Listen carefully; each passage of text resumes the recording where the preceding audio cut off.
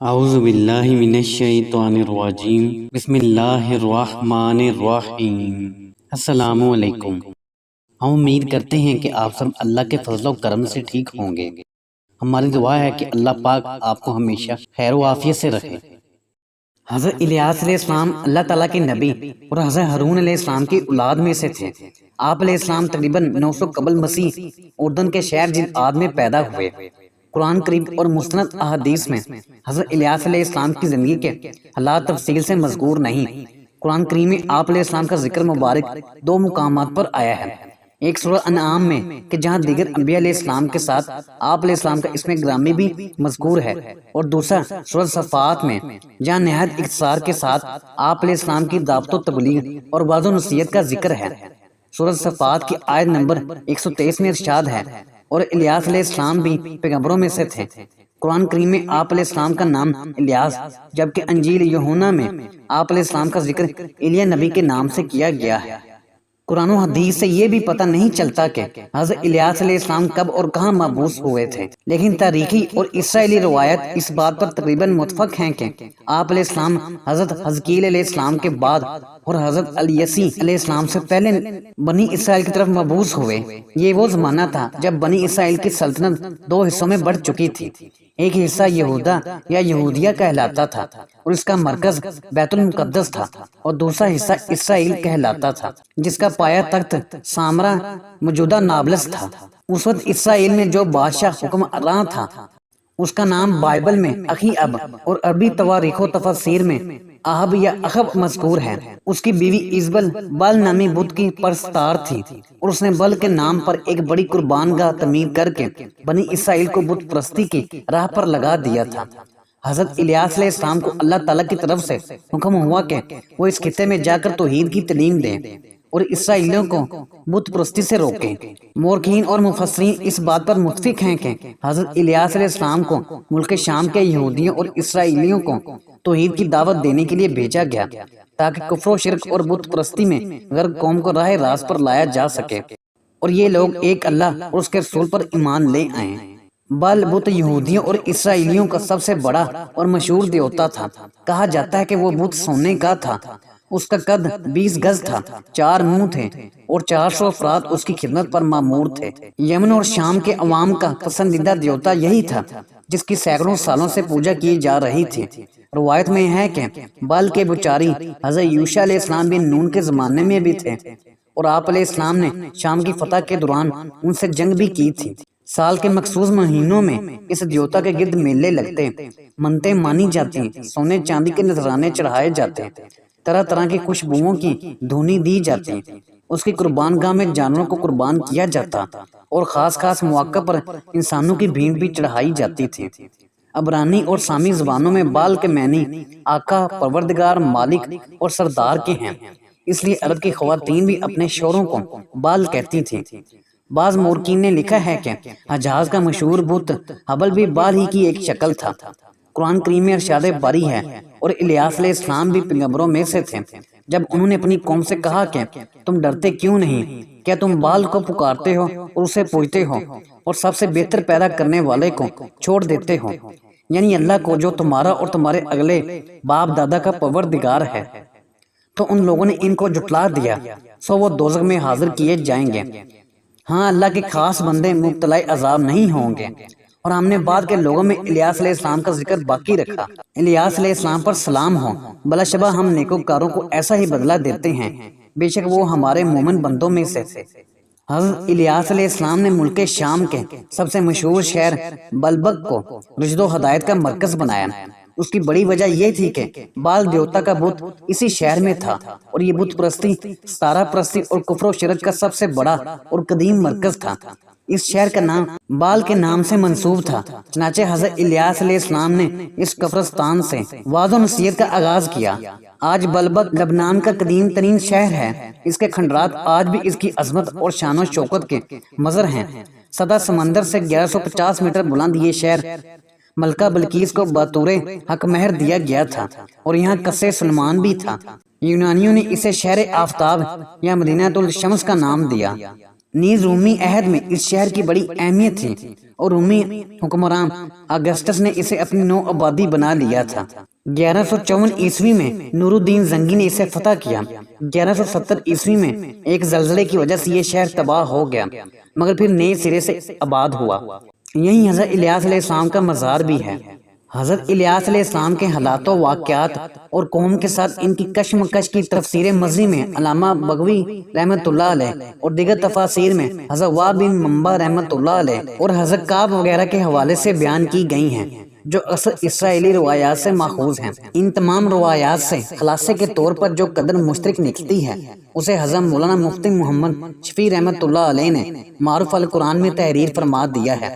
وہ یہ کہ حضرت الیاس علیہ السلام نے اسرائیل کے بادشاہ اخیب اور اس کی رعایا کو بھی بال نامی بت کی پرستش سے روکا اور انہیں توحید کی دعوت دی، مگر ایک دو افراد کے سوا کسی نے آپ علیہ السلام کی بات نہیں مانی، بلکہ آپ علیہ السلام کو طرح طرح سے پریشان کرنے لگے، یہاں تک کہ اخیب اور اس کی بیوی ایزبل نے آپ علیہ السلام کو شہید کرنے کے بھی منصوبے بنائے، جس پر آپ علیہ السلام نے ایک دور افتادہ غار میں پناہ لی اور عرصہ دراز تک وہیں مقیم رہے۔ بعد ازاں آپ نے دعا فرمائی کہ اسرائیل کے لوگ قہر سالی کا شکار ہو جائیں تاکہ اس قحط کو دور کرنے کے لیے آپ علیہ السلام ان کو معجزات دکھائیں تو شاید وہ ایمان لے آئیں۔ چنانچہ انہیں شدید قحط میں مبتلا کر دیا گیا۔ اس کے بعد حضرت الیاس علیہ السلام اللہ تعالیٰ کے حکم سے اخیب سے ملے اور اس سے کہا کہ یہ عذاب اللہ تعالیٰ کی نافرمانی کی وجہ سے ہے اور اگر تم اب بھی باز آ جاؤ تو یہ عذاب دور ہو سکتا ہے۔ میری سچائی کے امتحان کا بھی یہ بہترین موقع ہے۔ تم کہتے ہو کہ اسرائیل میں تمہارے معبود بال کے 450 نبی ہیں، تم ایک دن ان سب کو میرے سامنے جمع کر لو، وہ بال کے نام پر قربانی پیش کریں اور میں اللہ کے نام پر قربانی کروں گا، جس کی قربانی کو آسمان سے آگ آ کر بسم کر دے گی، اس کا دین سچا ہوگا۔ سب نے اس تجویز کو خوشی خوشی مان لیا۔ چنانچہ کوہ کرمل کے مقام پر یہ اجتماع ہوا۔ بال کے جھوٹے نبیوں نے اپنی قربانی پیش کی اور صبح سے دوپہر تک بال سے التجائیں کرتے رہے مگر کوئی جواب نہ آیا۔ اس کے بعد حضرت الیاس علیہ السلام نے اپنی قربانی پیش کی، اس پر آسمان سے آگ نازل ہوئی جس نے حضرت الیاس علیہ السلام کی قربانی کو جلا کر بھسم کر دیا۔ یہ دیکھ کر بہت سے لوگ سجدوں میں گر گئے کیونکہ ان پر حق واضح ہو گیا تھا، لیکن بال کے جھوٹے نبی اب بھی نہ مانے۔ اس طرح بادشاہ کی بیوی ایزبل بھی حضرت الیاس علیہ السلام پر ایمان لانے کے بجائے الٹا ان کی جان کی دشمن ہو گئی۔ حضرت الیاس علیہ السلام کو ان کے عزائم کا پتہ چلا تو آپ علیہ السلام رپوش ہو گئے اور کچھ عرصے بعد بنی اسرائیل کے دوسرے ملک یہودیہ میں تبلیغ شروع کر دی، کیونکہ رفتہ رفتہ بال پرستی کی وبا وہاں بھی پھیل چکی تھی۔ وہاں کے بادشاہ نے بھی آپ کی بات نہ سنی، یہاں تک کہ وہ حضرت الیاس علیہ السلام کی پیش گوئی کے مطابق تباہ و برباد ہو گیا۔ چند سال بعد آپ علیہ السلام دوبارہ اسرائیل تشریف لائے اور بادشاہ کو راہ راست پر لانے کی کوشش کی، مگر وہ بدستور اپنی بدعمالی میں مبتلا رہا، یہاں تک کہ انہیں بیرونی حملوں اور ملک بیماریوں کا شکار بنا دیا گیا۔ اس کے بعد اللہ تعالیٰ نے اپنے نبی کو واپس بلا لیا۔ حضرت کعب احبار رحمۃ اللہ علیہ سے منقول ہے کہ حضرت الیاس علیہ السلام بادشاہ کے ظلم و ستم سے تنگ آ کر ایک غار میں رہنے لگے تھے اور انہوں نے تقریباً 10 سال کا عرصہ رپوشی میں بسر کیا۔ پھر اللہ تعالیٰ نے اس بادشاہ کو ہلاک کر دیا۔ دوسرا بادشاہ تک نشین ہوا تو حضرت الیاس علیہ السلام اس کے پاس تشریف لے گئے اور اسے دعوت توحید دی، جس پر ایک خلق عظیم ان پر ایمان لے آئی۔ صرف 10,000 باقی رہ گئے جنہیں قتل کر دیا گیا۔ مفسرین میں سے ایک مختصر گروہ کا کہنا ہے کہ الیاس علیہ السلام حضرت ادریس علیہ السلام ہی کا دوسرا نام ہے اور ان دونوں شخصیات میں کوئی فرق نہیں۔ بعض حضرات نے یہ بھی کہا ہے کہ حضرت الیاس علیہ السلام اور حضرت خضر علیہ السلام میں بھی کوئی فرق نہیں، لیکن محققین نے ان اقوال کی تردید کی ہے۔ قرآن کریم نے بھی حضرت ادریس علیہ السلام اور حضرت الیاس علیہ السلام کا اس طرح جدا جدا تذکرہ فرمایا ہے کہ دونوں کو ایک قرار دینے کی کوئی گنجائش نظر نہیں آتی۔ اس لیے حافظ ابن کثیر رحمۃ اللہ علیہ نے اپنی تاریخ میں دونوں کو الگ الگ نبی قرار دیا ہے۔ حضرت ادریس علیہ السلام حضرت نوح علیہ السلام کے بعد اور حضرت ابراہیم علیہ السلام سے پہلے نبوت پر سرفراز ہوئے، جبکہ حضرت الیاس علیہ السلام ایک اسرائیلی نبی ہیں اور حضرت موسیٰ علیہ السلام کے بعد مبعوث ہوئے۔ یوں دونوں میں سینکڑوں سال کا فاصلہ ہے۔ چنانچہ تبری رحمۃ اللہ علیہ لکھتے ہیں کہ حضرت الیاس علیہ السلام حضرت علی یسیر علیہ السلام کے چچا زاد بھائی تھے اور ان کی بعثت حضرت حزقیل علیہ السلام کے بعد ہوئی۔ حضرت الیاس علیہ السلام ان انبیاء کرام میں سے ہیں جنہوں نے پوری زندگی جاؤ حشمت اور دولت و ثروت سے بے نیاز ہو کر بسر کی۔ رہنے کو مکان بنایا اور نہ کھانے پینے کی فکر رہی، ملا تو کھا لیا، نہ ملا تو پانی ہی پر گزارا کر لیا۔ دن بھر درس و تبلیغ میں مصروف رہتے اور شب یاد الہی میں گزارتے۔ جب نیند زیادہ ستاتی تو جہاں جگہ میسر آ جاتی سو رہتے۔ سفر نامہ عرض قرآن میں تحریر ہے کہ وادی سینا میں واقع جبل طور پر مقام الیاس وہ جگہ ہے جہاں حضرت الیاس علیہ السلام سامرا سے بھاگ کر رپوش ہوئے تھے۔ حضرت الیاس علیہ السلام زندہ ہیں یا وفات پا چکے ہیں، مورخین و مفسرین کے درمیان یہ مسئلہ بھی زیر بحث آیا۔ تفسیر مزی میں علامہ بغوی رحمۃ اللہ علیہ کے حوالے سے جو طویل روایت بیان کی گئی ہے، اس میں یہ بھی مذکور ہے کہ حضرت الیاس علیہ السلام کو ایک آتشی گھوڑے پر سوار کر کے آسمان کی طرف اٹھا لیا گیا تھا اور وہ حضرت عیسیٰ علیہ السلام کی طرح زندہ ہیں۔ علامہ سیوطی رحمۃ اللہ علیہ نے بھی ابن ساکر رحمۃ اللہ علیہ اور حاکم رحمۃ اللہ علیہ وغیرہ کے حوالے سے کئی ایسی روایات نقل کی ہیں جن سے معلوم ہوتا ہے کہ وہ زندہ ہیں۔ کعب الاحبار رحمۃ اللہ علیہ سے منقول ہے کہ 4 انبیاء علیہ السلام اب تک زندہ ہیں، 2 زمین پر حضرت خضر علیہ السلام اور حضرت الیاس علیہ السلام، اور 2 آسمان پر حضرت عیسیٰ علیہ السلام اور حضرت ادریس علیہ السلام۔